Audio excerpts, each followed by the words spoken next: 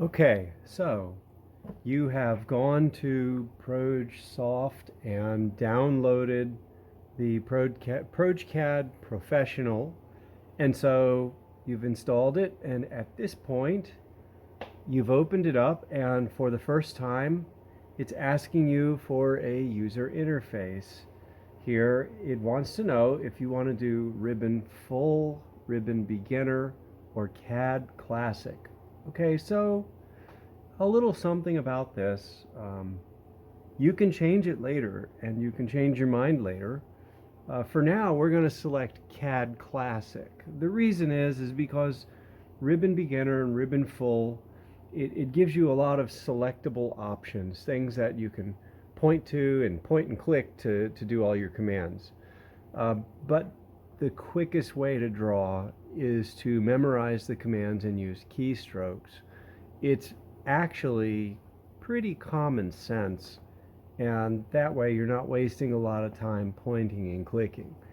Because if you ever do really embrace drafting professionally, you won't have time to use any of those ribbons.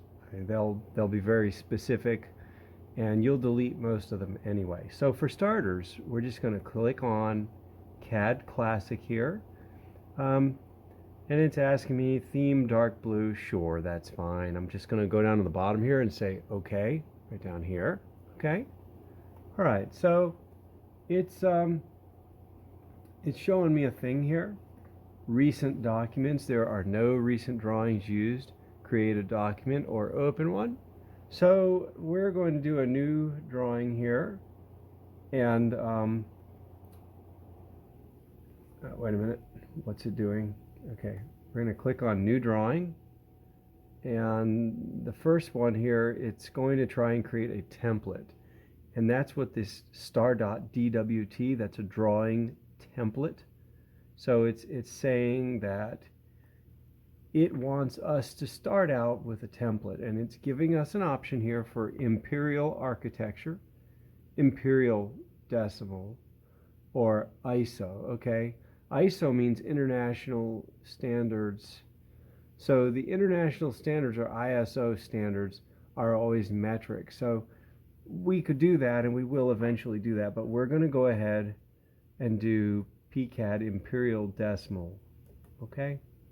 And so we're going to select that, and we're going to say open. Now, depending how slow your computer is, there's a bug crawling on mine. Anywho, there you have a lot of information here, and there's a lot of stuff. Okay, the first one is this properties bar over here. All right, you can see that it's about to tell you more than you want to know. Well, that's fine. Not useless, but for now, just in our way. So I'm going to, by hovering right here with my mouse, an X shows up. I'm going to exit, close it out. Tool palettes, all palettes, hover again, get the X, close it out, boom. All right, we're going to actually create our drawing template as we want it to start up here, okay? Now you see where my mouse is here. Down here on this little bar here, I have some options. And if I click over them, this grid, see on or off, I can cut it off, or I can cut it on. All right, there's some other things here. If I don't know what they are, I can just simply leave my arrow over there and it'll tell me. Okay, annotation, automatic annotation, snap. We'll explain what snap is at one point. Grid, dynamic input, ortho, orthographic, polar tracking, on, off. I hate polar tracking. That's one of my pet peeves. I will always cut polar tracking off. But again, these things are not necessarily useless. It just depends what you are trying to do. For me, it's useless. All right, and then here I've got toggle entity snap tracking. So there's a lot of words there, but there's a few basic things that we're going to start with. So I'm going to go down here where this grid is highlighted, and I'm going to cut it off, okay? Now, there's my crosshairs. This is my XYZ 000 point, all right? So, all kind of irrelevant for now. The first command we're going to learn to use is going to be the line command, and we're going to draw a very basic square, 2 inches by 2 inches square. That's 2, 2, 2, 2. So L space. So anything in this software that you can think of is usually the first letter. Line, well, L space, and spacebar and enter are synonymous. It's the same thing.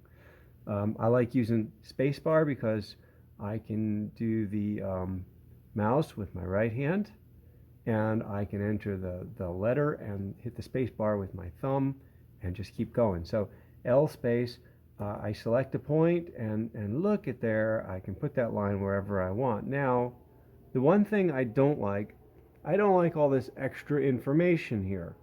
So again, if I hover down here, this stuff that's highlighted, if I click it off, eventually I'll cut off the right thing and all this junk will disappear.